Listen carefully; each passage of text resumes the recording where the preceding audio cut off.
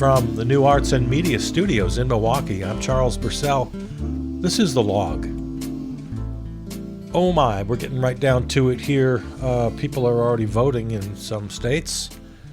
And recording this, I got to say this these days because news moves so quickly. Recording this on Wednesday the 16th, so 3 weeks from yesterday is Election Day. Speaking of dates here, the swing states, and you know who you are: Arizona, Nevada, Georgia, North Carolina, Pennsylvania, Michigan, and Wisconsin, my beloved Wisconsin. Registering to vote. Already too late in Arizona. I hope you did it. Hopefully you've registered. Nevada, the good news for you is October 8th was your deadline, but there's also same-day registration at the polls in Nevada. That's the good news. So if you're not registered, all is not lost. You can register at the polls. Take an overabundance of what you think you might need. Take a utility bill to prove your residence. Take a lease for your house. I don't know, a rental agreement for your apartment. Take your birth certificate. Take your driver's license. For sure, they're going to want that. If you have a state ID, if you have a passport, just whatever you got, put them in a little satchel. Take everything you think you might possibly need and register at the polls, those of you in Nevada. Georgia, your deadline was October 7th. North Carolina, same deal for you. Deadline was October 11th. Pennsylvania, okay, maybe you're the most important note I have here. October 21st. I'm recording this on October 16th. Depending on when you hear this, if you hear it right away, you only have a few days. Again, depending on when you hear this, you may only have a matter of hours. So Pennsylvania, get on the ball. October 21st, there's no same-day registration at the polls for you. October 21, same date for Michigan, but you also have same day at the poll registration. So one way or the other. And Wisconsin, today, as I speak, October 16th is the deadline, and same day at the poll registration. So good news for Michigan and Wisconsin, same day at the polls. Pennsylvania, you still have time. October 21, get yourself registered if you're not. All right, let's take care of some news items. The Nobel Prize in Economics has been awarded to 3 economists. I have a very hard time taking economists seriously at all. What a weird pseudoscience economics is. But here's the Nobel Prize in Economics awarded to a trio for explaining why some nations are rich and others poor. I wonder why some nations are rich and others are poor. Could we just think about that for a minute and try to imagine why? Well, these 3 came up with an answer for us. They basically came up with the idea that societies with poor rule of law and institutions that exploit the population do not generate growth or change for the better. Well, how in the world did that happen? Well, as they explain, when Europeans colonized large parts of the globe, the institutions in those societies changed, the committee said, citing the economist's work. That's the Nobel Committee. While in many places this was aimed at exploiting the indigenous population, and other places it laid the foundations for inclusive political and economic systems. So in other words, rich nations that exploited poor nations created poor nations and rich nations. Gee, whoever would have thought, whoever would have imagined that rich nations colonizing and exploiting poor nations would result in those nations remaining poor generations to come. Exploited labor and genocide against indigenous populations and slavery and extracting natural resources, the rape and pillage of peoples and land, setting up institutions that benefit the corporations of the home country, as the banana growers did in Central America and the diamond and gold miners in Africa, and name your industry and name your poor country. So, yeah, Nobel Prize for Economics. Poor countries are poor because rich countries invaded, colonized, and exploited them. Wow. Brilliant. Tell us more, Dr. Obvious. You know me, I have a great respect for scholarship, for academia. I'm sure there's more to their research, and I'm sure I'm giving it short shrift, but the headline is just laughably dumb. It's true. Thanks for coming up with the right answer. Now maybe you could tell me what color the sky is and what color the grass is, because I really want to know. And so maybe your research can tell me that. Then what color is the sky? Thanks. Thanks for that. And you'll get the Nobel Prize next year. A trio of scientists are given the Nobel Prize for Science for telling us that the sky is blue and the grass is green. Thanks, Dr. Obvious. Speaking of science, I'm sure you saw this week the big SpaceX capture of the big old rocket that came back to the Earth's surface and was caught in this big sort of Tinker Toy catcher. Very impressive, I guess. Nothing surprises me anymore technologically. I guess my bottom line is just because you can do something doesn't mean you should. I still have to be convinced. So do your best to convince me why anybody should care about this.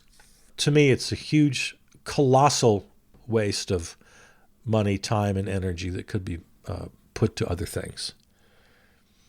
Is it my disdain for Elon Musk is coloring my opinion? Maybe. But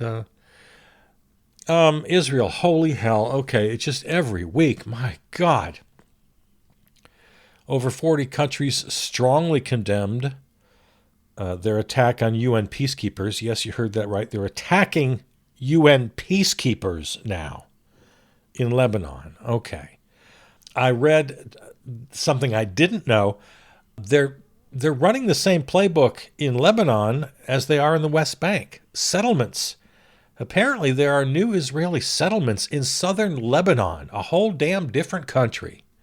Israeli settlements in southern Lebanon, and they're advertising these things. They're building them. They're taking over cities in southern Lebanon. They're kicking out people who live there. They're building their own little cities. They're renaming them, and then they're advertising, "Come live in our new settlement." This is the only way to have a truly secure Israel, is what they say. This is how you have a secure Israel, by literally invading and occupying, permanent occupation of another sovereign country on your border, on their side of the border that you share. So that's what Israel is doing now. You may have known this before. This was news to me. Yeah, West Bank type settlements now in Lebanon. So Israel is just a rogue state. They're just a thug rogue state right now. It's been discovered, as though this hasn't come up before, but new evidence, recent evidence that over the last several weeks, Israel has been withholding food aid into Gaza. And U.S. law prohibits weapon sales to nations that withhold aid. Israel has just gone way off the deep end. Way off the deep end. I don't know how. Well, I do know how. I don't know when. We solve this. I'll say it every week until it happens. We got to cut them off. Just at the knees. Zero cover. Zero money. Zero diplomatic cover. Zero weapons. Zero nothing. Cut them off. We have to absolutely cut Israel loose. And we have to join with the World Court. We have to join with the United Nations and tell Israel that, no, we're all done with you. You are just entirely on your own, and we condemn you in no uncertain terms. That's just all there is to that. Supreme Court is back in session, of course, the first Monday of October, as we know from the Walter Matthau movie. Is that a Walter Matthau movie? Look that up. haven't made any real big news yet. They're keeping their schedule kind of light intentionally because they're anticipating the fact that they're going to get a flood of election-related cases, and they will. The lower courts are already jam-packed. The Republicans are hard at work in the courts to try to suppress the vote. Democrats are already challenging the Georgia Election Commission for the hijinks they're trying to create. And the Democrats are hard at work prepping for whatever comes down the pipe here because it's going to be a lot. SCOTUS did make some news on a couple of cases they decided not to hear, the Texas abortion law and the Alabama IVF law. Of course, Texas has a very severe abortion law. A doctor literally can't treat a woman who's having a complicated pregnancy unless she's literally at death's door. She has to be at the brink of death before a doctor can treat the woman, or that doctor is risking 99 years in jail. I mean, that's how serious this is.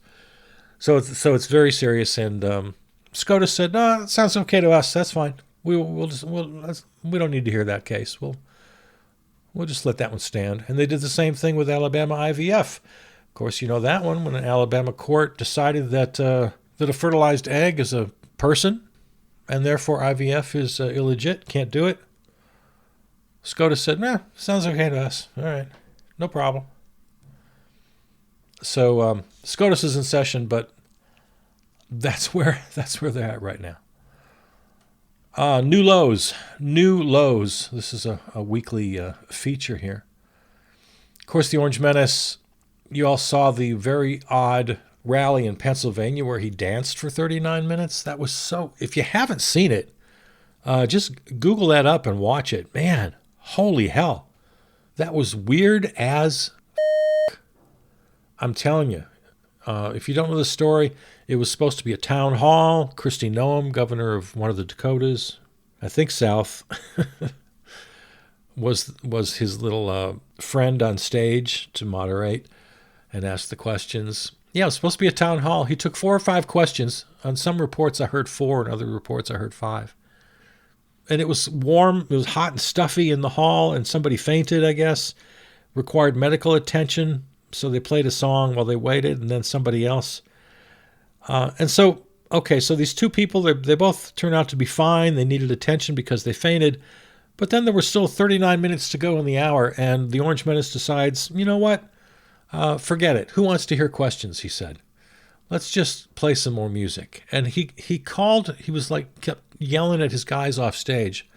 And by the way, just a little side note, he's talking to him with such disrespect. He's like yelling at him, telling him what songs to play. So he plays like DJ.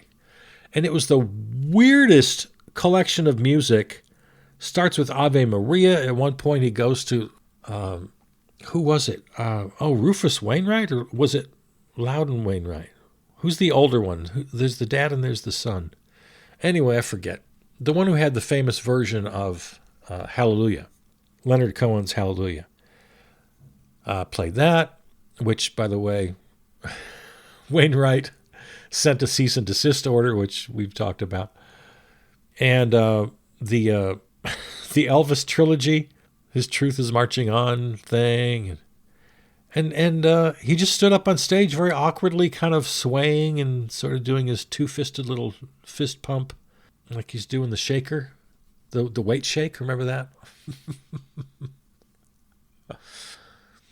So bizarre. I mean, again, this is in my new low section because it was the weirdest thing I've seen him do, and he's done lots of weird things. And several commentators have pointed out, and I'd like to share this as well. They said, now just imagine, just close your eyes and imagine for a second that either Kamala Harris or Joe Biden had done that exact same thing. Imagine what the critics would say. Forget about the critics, just the media, all the media. Imagine what they'd say. They would lose their minds. But with the Orange Menace, it's just a funny little story. They're covering the Orange Menace in such a bizarre way where what's the term that people have used? Sane washing. I mean, most of them do really come right out and say, well, he lied about this, he lied about that. But it's all just very, well, what happened today? It's just what happens every day. If the legacy media was really being fair in the original sense of the word, they would make it very clear that he's out of his mind and that he's fascist to the core, as was that a General Milley quote to Bob Woodward in his latest book? Yeah, they report these things, but they're not. If you're old enough to remember newspaper headlines, it would be above the fold, right? Of course, the big story above the fold, meaning in the top half of the front page, and the font size mattered. Man lands on moon, World Trade Center attacked. There are big headlines, large fonts above the fold. Well, the Orange Menace saying that he wants to use the military against U.S. civilians, American citizens, that should be a pretty big font above the fold. That's almost, that's getting close to 9/11 type headlines. We have a fascist, full-blown fascist to the core, according to General Milley, the head of the Joint Chiefs, the most dangerous person in America, fascist to the core. Yeah, that requires a 9/11 type headline and whatever that equivalent is in digital media. But it didn't happen. No, it didn't. People talked about it, but not really different in degree from what the headline was the day before and the day after. So, Orange Menace, new lows. American cities are now war zones. Again, the category is new lows. He's going lower and lower and lower every damn week.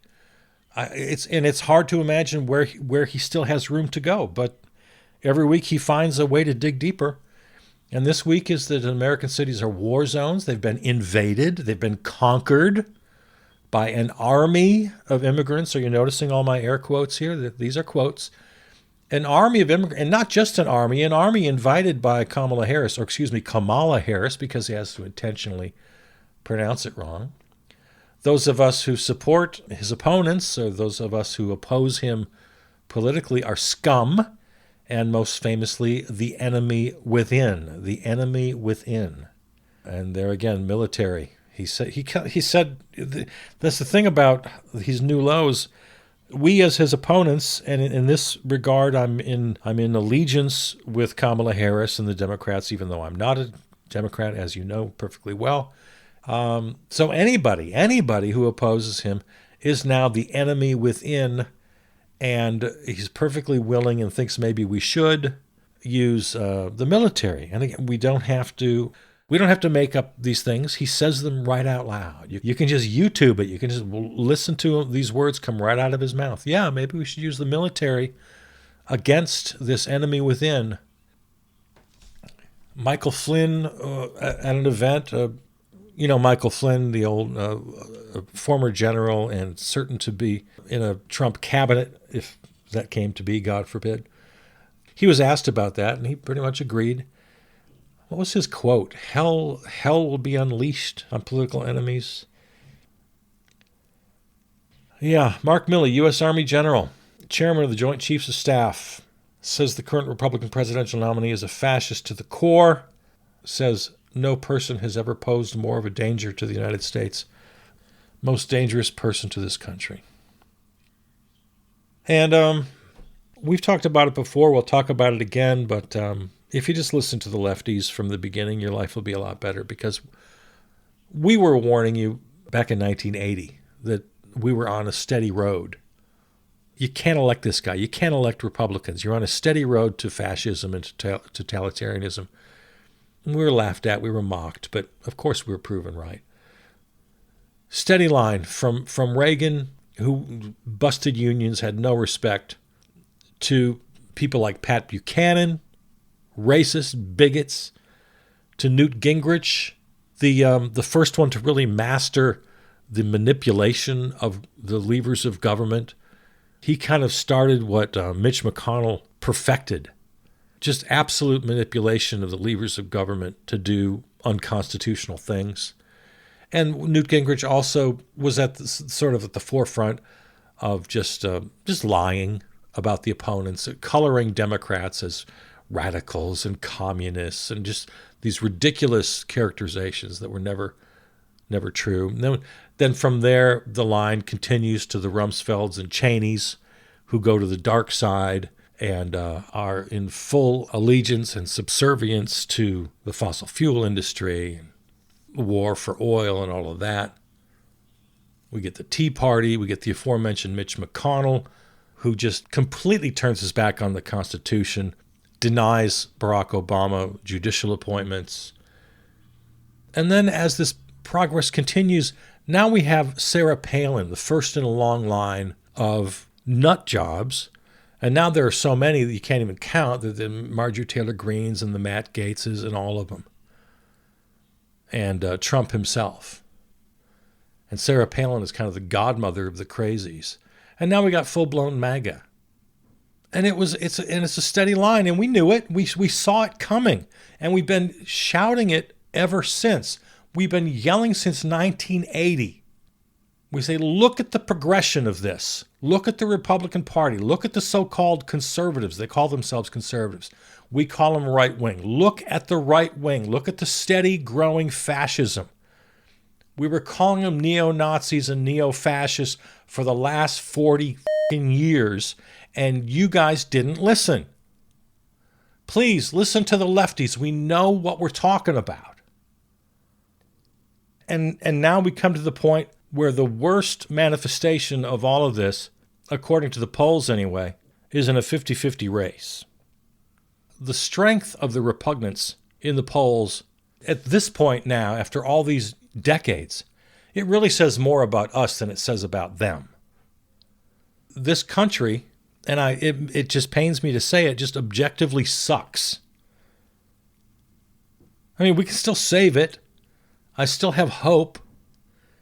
But we have to break this coalition of the evil and the dumb by reaching out. We got to make an effort to help the uneducated, the uninformed, people voting against their own interests. We have to help them understand where they're wrong.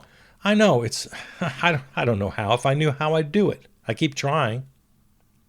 I know this much.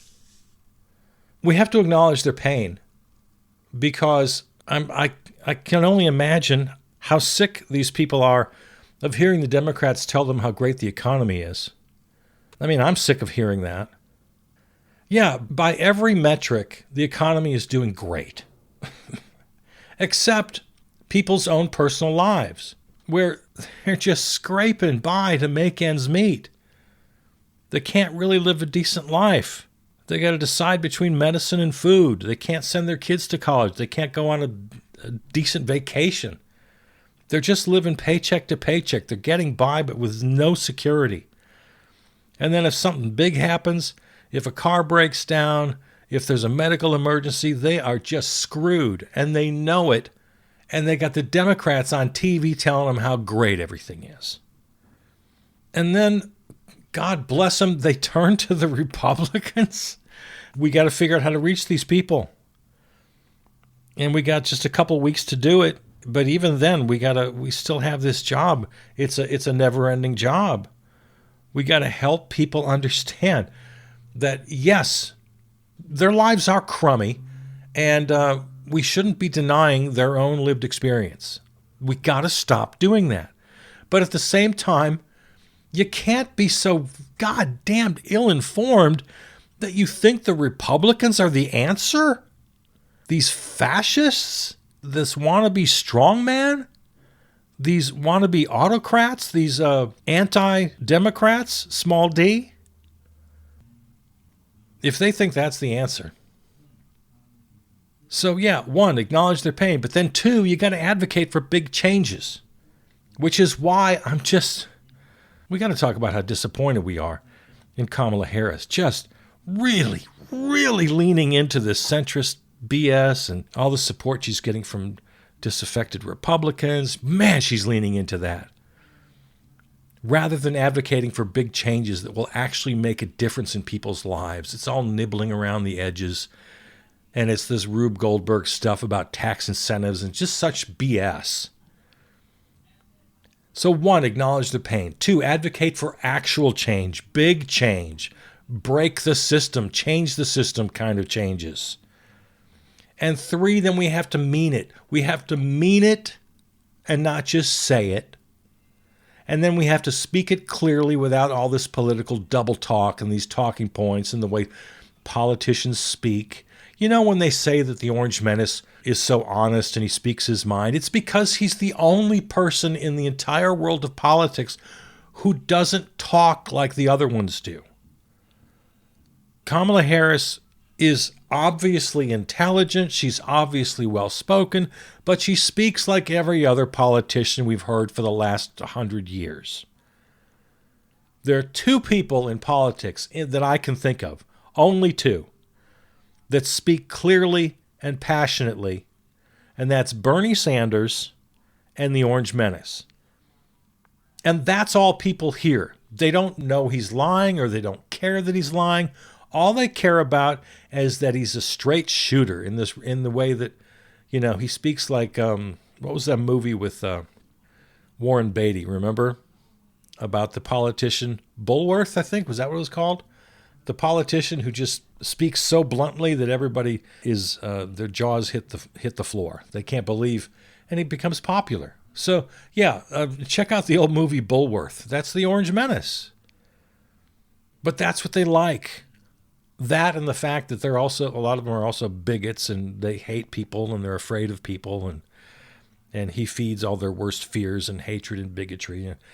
You know, I'm not saying any of this is easy. It's all very complicated and multi-layered. But that's a big part of it. They're tired of being talked to like they're idiots and hearing all this Orwellian doublespeak that literally every politician is guilty of. And Kamala Harris is definitely guilty of political doublespeak all the time. And so they turn to the only alternative, because both parties have squashed any third-party alternative, whether it be libertarians or socialists or Greens or whoever. They've been silenced by the 2 major corporate parties. For those we're trying to reach, for those of us who think we have some answers and we want to convince folks, we have to first acknowledge their pain. Second, we have to advocate for big actual change, reform, systemic reform, big break up the system kind of changes. No mealy-mouthed little nibbling around the edges. No, no, no. Number 3, we've got to mean it. We can't just say it. And number 4, then when we say it, we have to say it clearly without political doublespeak. Okay? Okay. So take that to your dinner table and continue the conversation with your loved ones. All right. Okay, so find this episode and all the others at charlesburcell.com or on your favorite podcast platform. Thanks to River West Radio, riverwestradio.com. They're our flagship terrestrial station. Contact me, Charles Burcell at Gmail. Follow on Facebook. Thanks to Peter Donalds, who wrote and performed the theme song. All right, there you go. Love you. See ya.